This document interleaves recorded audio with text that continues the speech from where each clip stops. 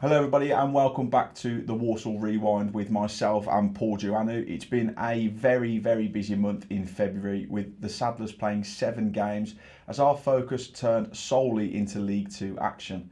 As well as discussing the 7 games, we will also be choosing our goal of the month, our player of the month, and discussing things that have happened elsewhere at the football club. Paul, with so many games to discuss, we might as well jump straight into them, and we'll go all the way back to the start of February on the 3rd when it was a trip down to Gillingham on the day. Isaac Hutchinson opened the scoring for us, as he seems to be doing, on a couple of occasions at the moment, but obviously his penalty was then cancelled out by Connor Masterson on the day. It wasn't much quality in the game, but when the Saddlers sort of found that edge, you thought that it was going to be one of those where the 3 points looked like they were going to be secured on the day. Feels like we've only just got back from Gillingham. It's such a long journey. But yeah, credit to all the fans that went there, by the way, because it is a really long way away. But yeah, I felt first half Saddlers dominated. Had a lot of the ball. Just didn't quite penetrate Gillingham enough, I think, to really trouble the goalkeeper. But came out second half, got the goal from the penalty spot after 2 really good chances, I think, as well. That just before the penalty, so that the Saddlers were coming and turning the screw, so I think thoroughly deserved the lead at the time. And Isaac Hutchinson's really started to take responsibility from the penalty spot, hasn't he? And with confidence, and I don't think anyone had any doubt he'd find the net, and he did. So at that point, the Saddlers looked in a good position, deservedly in front. Naturally, Gillingham, the home side, who are themselves challenging up there towards the top end of the table. I think their manager made some changes pretty instantly, didn't he?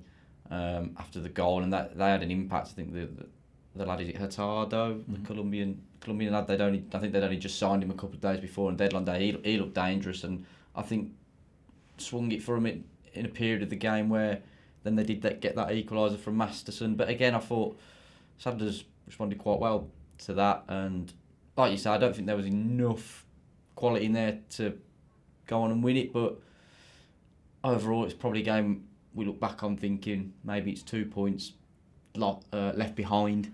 I think it was a good performance. I think Walsall were the better team, but a point away from home against a top half side, not the end of the world. No, it's not, and I think head coach Matt Sadler often says it's if you can't find a way to win a game, try and find a way not to lose the game. And I think it was on that point that Gillingham got themselves back in the game, albeit probably through slightly fortuitous circumstances. It's a long throw into the box that just so happens to land perfectly at the feet of Masterson on the day, and he turns and thrashes it into the roof of the net, and the Saddlers can't do anything about it on that one. But it's a point on the road, and we always say if you can pick up a point away from home, then it's always a good platform to build on as well. Yeah, it is, and I think Matt and the team will probably be frustrated conceding from a long throw, and as I touched on earlier, Gillingham did have a little spell after the equaliser as well, and just before they'd scored, so it was about riding that period, and that's probably that period where let's make sure we don't lose it, and I think we got through that, and credit to the team to at least come away with something, and it, like you say, it was a platform to build on. Yeah, you'd have been hoping as a team then that they would have built on it the following week, and I think the game then against Newport at the Poundland Bescott Stadium was, particularly in the first half, was a game that sort of took it away from us. It sort of took our breath away in regards to how quickly Newport started. I think they scored after 4 minutes through Bryn Morris, albeit via a deflection. They then scored through Will Evans. Fantastic work from himself. It's a great finish, and he's a striker who's in fine form. I think he's just scored his 20th league goal as well, in the previous weekend that's just passed now. And then Harry Charsley comes on and heads it into the top corner. And I think, albeit we've spoken about it before, I think we spoke about it after Wimbledon earlier on in the season here, you can have those off days, can't you? It's about the reaction from that. And I think we saw a bit of a reaction in the second half, but was it perhaps about damage limitation at that point from our perspective?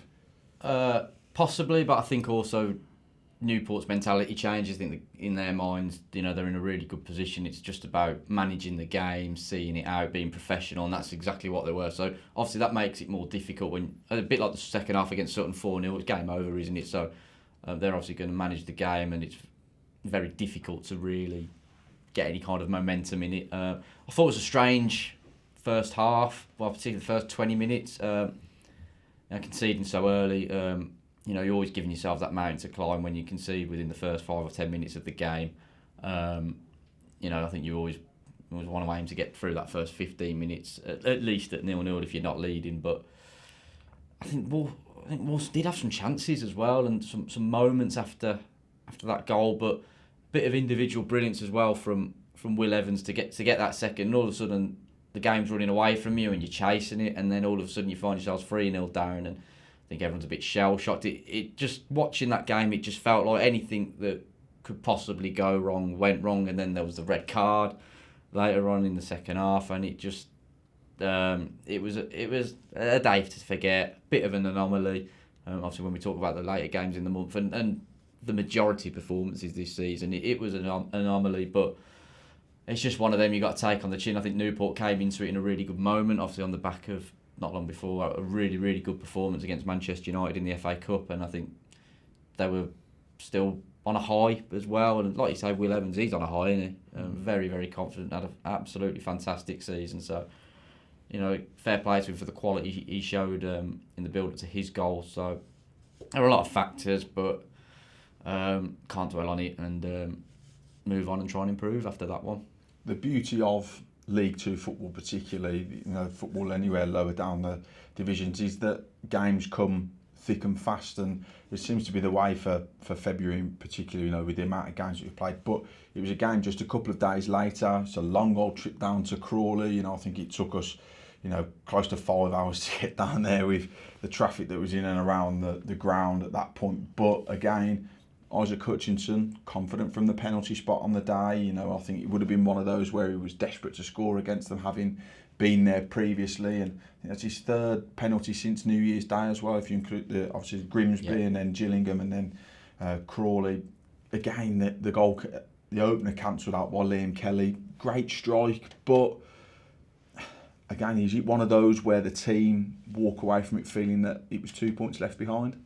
Yeah, I think so. When especially when you were in front, it was similar to the Gillingham game, wasn't it? But unfortunately, it was iFollow for me for this one, as I was on jury service, so I couldn't make the trip, and I think I dodged the bullet of the M25 by the sounds of it. So fair play to all the Saddlers fans again on that one, because we've done it quite a few seasons in a row now. It's a long old journey to Crawley, and battling that M25 is a bigger mission than anything else I've found in this job. So again, it was a good response, I think, to Newport. I know some will say, "Oh, you only drew the game. Why are you saying it's a good response?" I think, like I said, I think that could have shell-shocked a lot of dressing rooms at a result like that Newport game. But I think the Saddlers started the game reasonably well. Particularly, again, you're going away from home, aren't you? Against a decent Crawley team, and when you look at where they are on the table, that Scott Lindsay's a very good manager and has really got that team, that togetherness in that team, and they're all pulling in the same direction. There was a lot made of where they might finish early in the season. I think many predicted them to be near the bottom, and they're proving a lot of people wrong. So we've got to give them credit. But I thought the Saddlers started well, grew into the game, get that goal from the penalty spot. I think Isaac had a couple of chances either side, didn't he? Is it Corey Dye made a really good save to one in particular. So from that perspective, that's where I feel the Saddlers could have gone 2-0 up, could have taken that game away from Crawley. But at 1-0, they've always got a chance.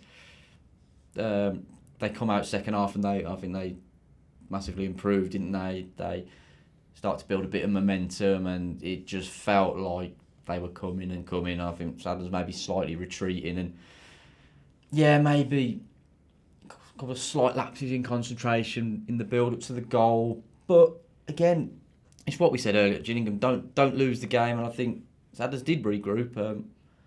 Started to get more of the ball, because I felt like up in the second half, up until Crawley's goal, it was all Crawley, but we did start to get more on the ball, albeit again couldn't quite open them up, and I think it was a fair result in the end. Yeah, I do as well, and I think obviously we lost Donovan after that game, and I think on that day as well, sat there, you're looking ahead to the next opponent that was coming to town, and that was Mansfield, who on that same day won 9-2, and everyone's thinking, oh my God, they're coming here, they've just scored 9 goals.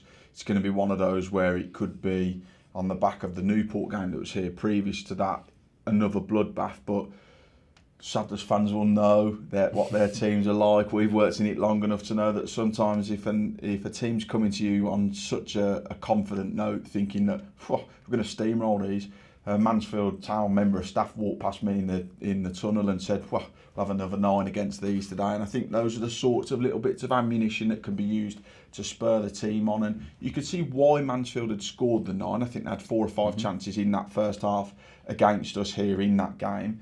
Rodar look a little bit. The Aidan Flint one goes over the line. We won't talk too much about that one, but it does. It goes over the line, and then they have a couple of other chances that are spurned. Jackson Smith makes a fantastic save at that point as well in there, I think, to deny Will Swan. I think if I'm correct in saying that. Sadler's right. They come out in the second half, get a goal early doors through Jamil Matt, opens the scoring. Obviously cancelled out 3 minutes later by Stephen Quinn. It's a good point. It's a good goal from them. Adeboyaga steps in, just doesn't quite get there to do that, and then it's a great finish. But then Manny steps up, won the game with a debut goal, and I think that epitomises some previous performances from the Saddlers where nobody's really expecting to get much out of it, rather than those that are in these 4 walls. Walsall did a Walsall. Yeah, it's exactly that. Yeah, you mentioned that first half. I mean, we lost Priestley as well. That's how Manny made his debut. So it was, like you said, let's be honest, fortunate with the goal. We don't have the goal line technology in the Premier League, but I'm sure we'll bring up about goal lines later on in the show. But yeah, look, Mansfield are a good team. Make no bones about it. They're top of the league, and I can see why. I thought we matched them at the One Call Stadium earlier in the season, and albeit it was the second half where they built a bit of momentum and the crowd got behind them. They got that ability to steamroll, haven't they? And that's what they did to Harrogate. But we hung in there, we dug deep, we showed that real togetherness and putting bodies on the line and frustrating. But when we did get on the ball, we had our moments too. And second half, we really caused them problems. Jamil Matt has become a real force to be reckoned with, hasn't he? In this front line. I think Sadler's fans will see in the next programme. Obviously, we'll talk about March when March comes, but in the next programme for the Doncaster game, he's done an interview with that, and he's sort of talking about how when he's playing Saturday, Tuesday, Saturday, he feels he gets better performances out of himself. He wants to be playing every week, having that sharpness. Because obviously we're blessed that we've got such a really good squad with a lot of competition that you might not have the shirt every time because there's players performing really well and coming off the bench and having an impact where they may take the shirt. So you may not be playing every single game, but it seems for him he found some momentum doing that, and he really showed it against Mansfield. Aidan Flint, he was very dominant in the first game, wasn't he? But not this time. I think Jamil Matt caused him all sorts of problems, and it was a real workmanlike performance with some brilliant moments. What a moment for Manny, coming on for your debut, scoring a goal. And he really grew into the game, and at 2-1, it's Walsall's, it's our time to be professional and see the game out, and we did that to aplomb. Yeah, we did, and I think, you talk about the Crawley game, you pick up a point, it's an exceptional point then, if it's backed up, and it was backed up to that point then, and then you're thinking to yourself, okay, this could be a really good week again, then if you go into the Tuesday game against Morecambe, which is a rearranged fixture, and you're looking at it and going, can the Saddlers then back it up and not do a Walsall, beat the team that everyone's not expecting you to beat, and then lose to somebody like a Morecambe? But we didn't do that, did we? We went out, we were dominant in that game. Ross Tierney scored in the first half. Jammer got another one in the first half to make it 2-0, and you're thinking, you're in the driving seat at that point. And then, as football is always said, it's that next goal, it's a third goal that's so important, because if Morecambe get it, they're back in the game, and you're thinking, it's a bit rocky then. But the Saddlers got the third, an unlikely goal scorer again in Manny, as he then went on to confirm all 3 points. And I mean, we talk about having great weeks. That's exactly what Manny was having. It was all right, wasn't it? I'm sure he's had worse, but yeah, I mean, the amount of times in previous years we said, if we can win this next game, it will put us in this position, and we can then go on and do that. But we just never seem to win that next game. But this time we won that next game, and well, it actually shouldn't have been on that day, should it? It should have been on the 6th of February after the Gillingham game. Obviously, we turned up here and it looked all like the game was going to go ahead, and then it starts raining, and then the referee kind of shocked everyone and made the decision to call it off. But yeah, we'll leave that one there. Didn't want to get chased out the ground like he did a the week before. Evidently not, but that's a conversation for another day. But finally, February the 20th, we take on Morecambe, and I actually think Morecambe started that game quite well. They had a lot of the ball, but there was some pundits here and perhaps some of the media here, sort of saying, "Oh, I'm surprised how Morecambe fell 2-0 down." And Morecambe played really well, but yes, they did have a lot of the ball, but I just felt like I don't think Jackson Smith.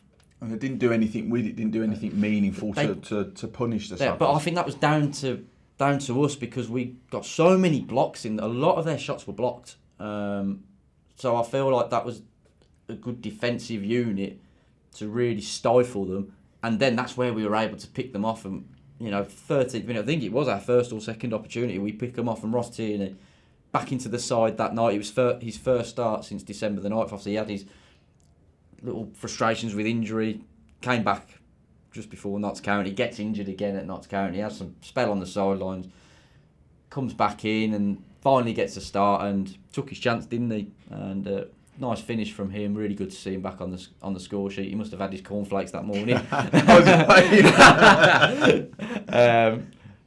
And then and importantly got that second goal, and maybe Morecambe were thinking, we had a lot of the ball, how are we 2-0 down? But Saddlers grew and grew, got that killer goal, and Adebayoga topped off his superb week, and in the end it was a comfortable night, especially after the third, and it was a commanding I was about to say display of performance, commanding performance from the Saddlers. Yeah, it was, and you talk about defensively, I think it's obviously Manny Adebayoga, then David Cadbury's moved into the middle of the three, right, yeah, and Tyler Allen's on the left. No, we won't sing the song.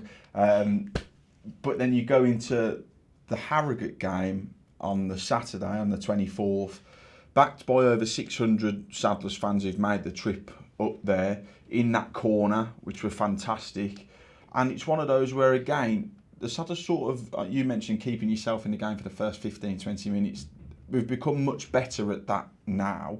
And then when you sort of suss a team out, you can decide where their weaknesses are in a game, where their strengths are. And I think, we've become better at that, particularly this month. And we went into the second half and we absolutely blew Harrogate away. And, goals from Liam Gordon, which was fantastic, something that Lewis Needham, the analyst, had worked on particularly hard with both of Liam and Tom Knowles, just to pinpoint that as a weakness for Harrogate, getting down the channels and then pulling it back.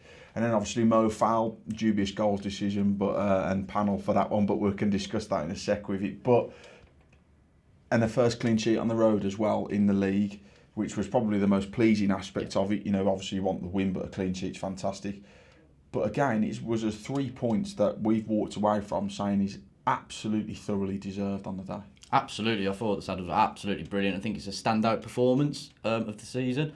Before I analyse the game, you mentioned Tom Knowles. I actually want to touch on him there because I thought he was brilliant. I think he's had his fair share of criticism along the way this season, but he's playing in this new right wing back role, and I think he's really grown into it. And he has a tough job against Abraham Odo. He's got really good feet. He's quick, can go either way. So that was a tough task for Tom Knowles against Abraham Odo, and might have been early in the game, 1 or 2 moments. But overall, I thought he dealt with him excellently well. And then when he got forward as well, he was dangerous. Really pleased to see him get an assist. I think he made the team of the week, didn't he? The League 2 one. So, I think that was thoroughly deserved. I thought it was a really good performance from Tom, and I just really want to see him get a league goal now because I think it's coming. I was really, really impressed with him against Odo, and I was actually surprised they took him off.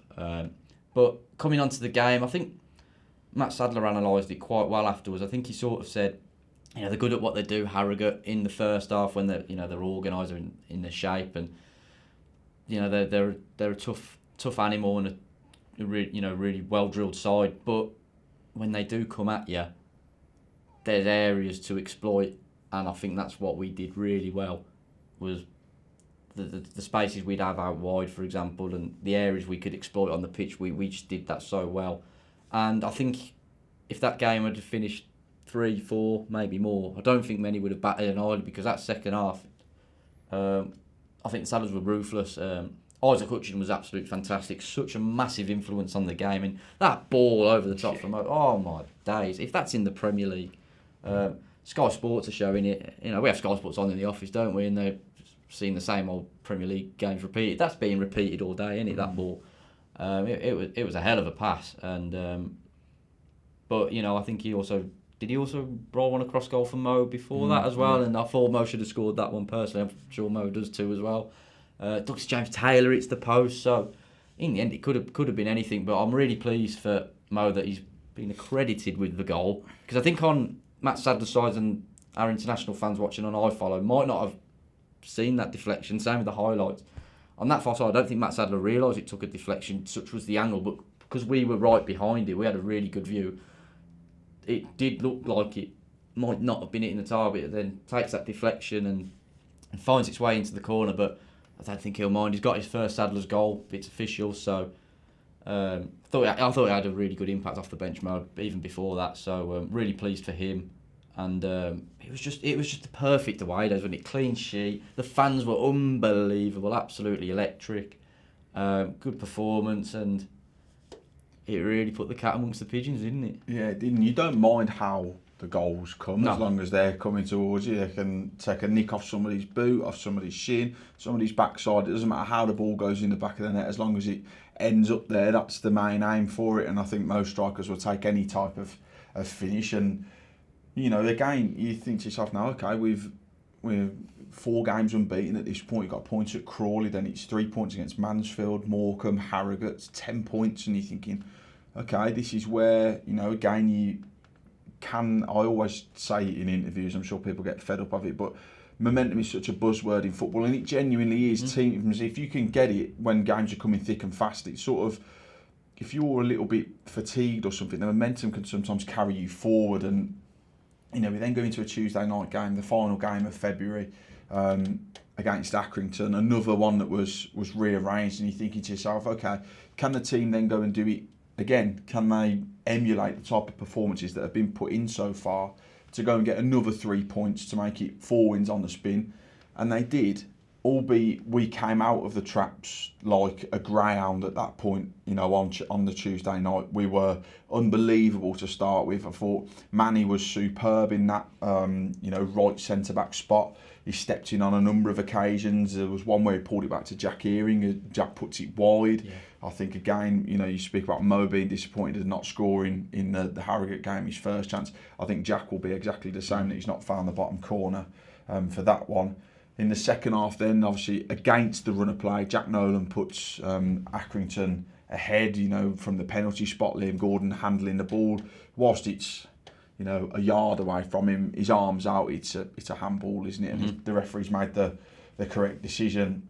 But then the fans, and I know Matt has touched on this on a number of occasions, he spoke to us for our pre-Doncaster press, he spoke about it after the game, he spoke about it at the Meet the Manager evening, just how galvanised the fans were to that point to then sort of pull us back into the game, get the team right back into it, refocused, and then 4 minutes later, the man that we all wanted to score finally scores. Big David Cadbury getting himself on the score sheet, and then the man who is in absolute red hot form, Manny Adebayoga, right place, right time, off his shoulder to complete the turnaround in the 85th minute. And it was a fantastic win that sort of epitomised what the month's been all about. Absolutely, I think you're spot on there. Such an aggressive performance from the Saddlers. I really enjoyed it, and I think we both mentioned it after the game about the atmosphere. It's probably the best in our time working here, you know, in terms of atmospheres here at the Poundland Biscuit Particularly Stadium. for a midweek game as well. I think sometimes they can be a little bit subdued, and that's across the country as well. It's not just here. I think midweek games can sometimes take it out of people because, you know, you've been at work all day, it's cold, sometimes it can be raining and everything like that. And I think, you know, it's rearranged as well. You're about coming back to the game, but there was just shy of 5,000 Walsall fans alone inside the stadium, and I think particularly a Tuesday night atmosphere, it's certainly the best that I've seen. Yeah, and it's, I think, not just ourselves, but everyone in the stadium. When we went 1-0 down, everyone felt, oh, we got this. We're going to win this. Like, it should have been winning, in the first half with the chance we had, and I did say we're bringing up goal lines again. I think it does cross the line, but we both said at the time it probably evens itself out with the Mansfield one. It happens in League Two. You'll get some, you won't get some. So, but I think perhaps we could have had a penalty as well. So there's all these mini setbacks, isn't there? And then, yes, second half it is a penalty. Unfortunately, the hand's in an unnatural position, albeit there's a close proximity. But they get given. Let's be honest, that's fine. Jack Nolan scores, but strange old celebration. Sort of a bit of a dig at the fans. I'm not sure about that because fans weren't here for most of his spell. But anyway, either way, the fans are brilliant, absolutely brilliant. The Saddlers fans in the build up, and going from behind, really galvanised the team. And I'll say the Poundland stand, but I think it's now been renamed the Adebayor stand, hasn't it? By Matt Sadler. Really sucked the ball into the back of the net, and Sadler's turned it around, and deservedly so. It was just a fantastic night, and I think Matt Sadler said as well, everyone in the stadium was together, and he says this a lot as well. There's no place like the Poundland Besca Stadium when it's bouncing and when everyone is together, and that's exactly what it was. Players, fans, coaching staff, everyone here was connected, and there's just this real positive feeling of belief, hope, togetherness, backing each other, and that has to continue. We've got to really hold on to that between now and the end of the season, and let's enjoy the ride. Let's enjoy the Saddlers. Let's pack this place out. Let's all have a lot of fun getting behind the Saddlers and just really enjoying the rest of the season. Yeah, and those are the games covered for February, and I think we both know who's going to get this from the pair of us. And I think, we'll talk about Player of the Month now. Let us know who yours would be in the comment section. I think we're both going to be agreed on this because of the impact that he's made since coming into it. I've played 4 games out of the 7, 2 clean sheets in it, 3 goals. It's got to be Manny Adebayor, hasn't it? It's a tough one, isn't it? You call him Bags Manny, others call him Adebayor goal. Just give him the Ballon d'Or. He's been, his goals have just been sensational. He's, the way he's just slotted into that defence like he's been doing it for 15 years. I love how a ball can come out of the sky and he'll just touch it and just be calm. He won't just clear it out. He'll be controlled. He'll dribble out. He'll pass out. Just that all-round ability he's got. I've been so impressed with him, and it's been really enjoyable to watch. So yeah, no brainer in it. Yeah, at that point, and then so congratulations, Manny. I think it's a unanimous one from us. It'll probably be unanimous from the supporters as well when they pick who it's going to be. But what about your goal of the month, Paul? I know there's been plenty in there, but if you could pick one, what would it be? Just because I've been willing it to happen for so long, it's got to be Dave's. We were so joyous when it went in. I think, there's been plenty of times where, we've wanted Dave to score, and I think he's spoken about scoring. I think he was the one that needed to do it out of the defenders. I think out of the 3 centre-halves so far this season, if you're including Tails in there, obviously Tails has scored. Donovan scored, obviously won goal of the month for that one for League Two. Priestley scored away at Grimsby. Manny's got a couple now. So Dave was the one that needed to score, and he's done so. And we were absolutely buzzing for him, not because of the manner of the goal, but just because it was him. And you've mentioned it to me on a number of occasions, seeing him grow almost as a person and as a player as well, coming in at the start of the season. He was a little bit shy, a little bit timid, but you'd expect that from a 19-year-old coming out on loan. But I think the players as a squad have sort of brought Dave out of his shell as well, haven't they? Massively. All you can hear is Dave now, out there on the pitch. He's become so vocal. He's become a leader, and now he's right at the heart and that focal point of that very, very young defence. He's the main man at the moment. Obviously, he's got Tails, who's just come back into that position. When he was previously in the team, he was coming on for Jack Earing in midfield, so he's getting back into that position again, and he's been brilliant. And then see Manny coming in for his EFL debut. It's like he's the most experienced central defender. So he's really took on that responsibility. Like you say, I've just been so impressed, and I've loved watching his journey throughout the season with us. It's been a joy, and great lad as well, and yeah, it was a fantastic moment. Really pleased for him, buzzing. So that was Paul's goal of the month. We now want to know what your goal of the month is going to be. We've chosen 4 goals that will be available to vote for over on our official Twitter page. Goal of the month is brought to you in association with the Yellow Ribbon Podcast. In February, the guys at the Yellow Ribbon Podcast have released 2 new episodes, which are now both available to listen to on Spotify and Apple Podcasts. Make sure you go and have a listen to them because they are very good listens.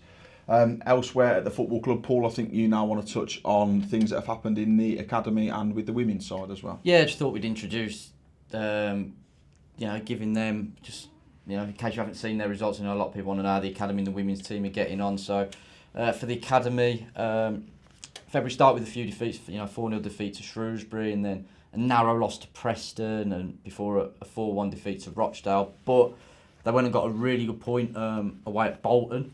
Bolton, they've got a set up of a B team and then lots of other younger age groups. But I think it must be said with the academy, a lot of the boys are out on loan of the second year. So Ryan Simmons was speaking about how he feels it's more beneficial for them to be out on loan learning men's football. So we have quite a young under 18s, a lot of 17, 16s, some 15-year-olds as well. So I think it's worth mentioning that context. But on Wednesday, the 28th of February, they took on Blackpool in the EFL Floodlit Cup.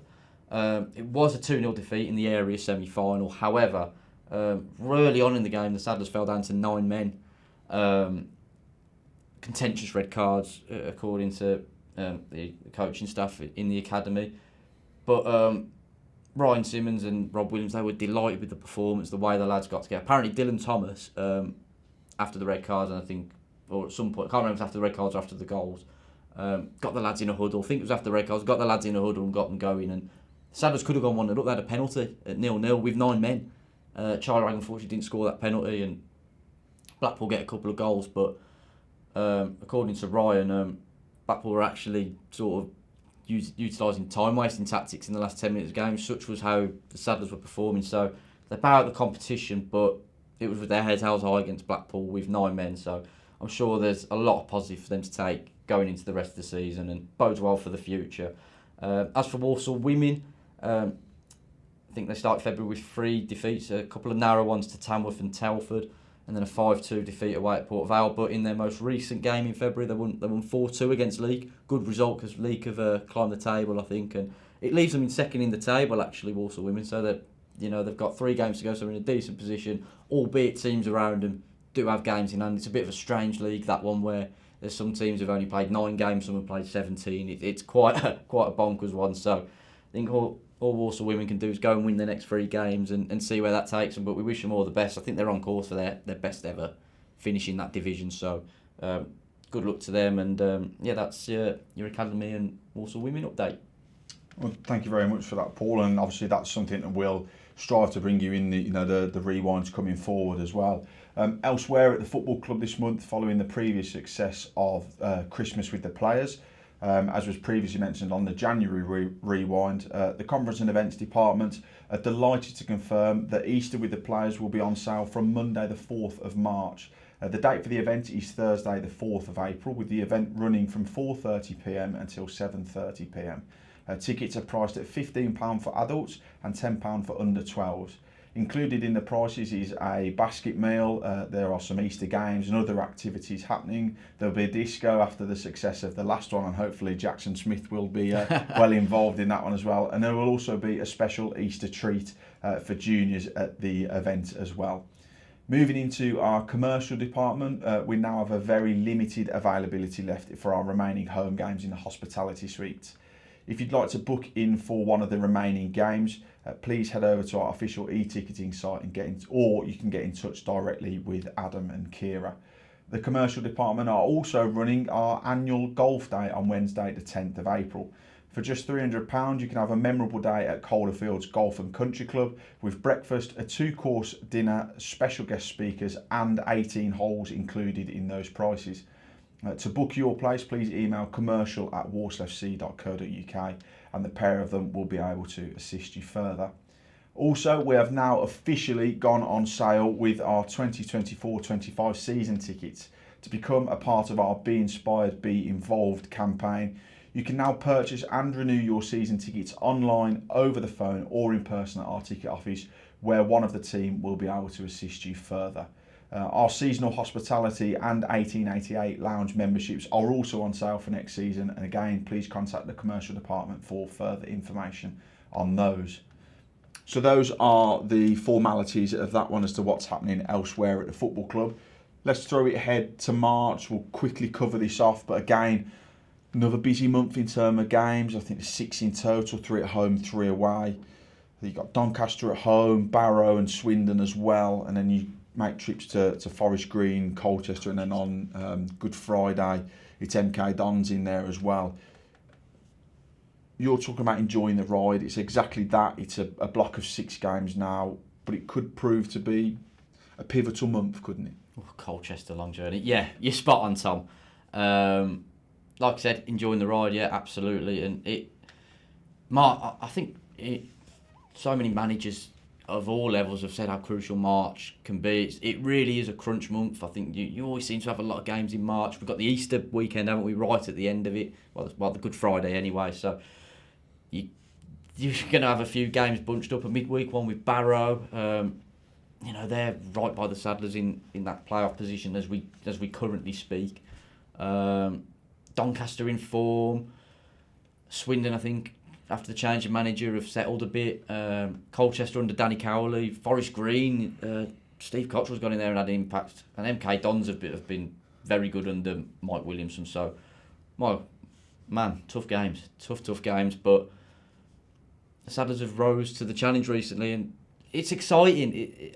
I'm looking forward to more, but can only look at the next one. I know it's a cliche. I know it gets said so many times, but genuinely, next game, see where it takes us, and go on to the next one.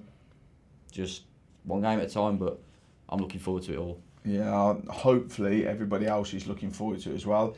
If you're coming to one of those games, we'd like to, again, massively thank you for your support. Your support's been absolutely superb this season, both home and away. If you're watching this after the Doncaster game, hopefully it's been, fingers crossed it's been a good result, but we thank you for your support on that day, and hopefully we'll see you either at Forest Green, Barrow, or one of the other games that we've had in March. As always, myself and Paul would like to thank you for being here with us on the Walsall Rewind. Again, let us know who your goal of the month would be, sponsored by the Yellow Ribbon Podcast. That's going to be available to vote for over on our official Twitter page. Let us know who your player of the month would be, in the comments section. And just again, thank you very much for joining us today. As always, come on, you Saddlers.